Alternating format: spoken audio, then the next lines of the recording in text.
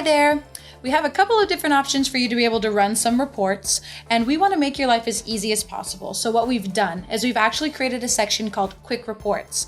Quick Reports are really just a way for you to log into the system and quickly pull up a report of a specific client and any of the data sources that you have attached to that client. And then we've picked some of the most used features and the most used metrics so that you can log right in, get a report in seconds. So we're going to show you how to do that today. Go ahead and click on the reporting section in your dashboard, and you're going to see an option right here for Quick Reports. Click that option.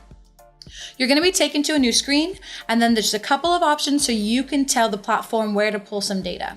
So you can go ahead and click on the client, type in whatever client you want to pull data for, and then you have another option. You can change the date range. Let's go ahead and just look at the last 30 days.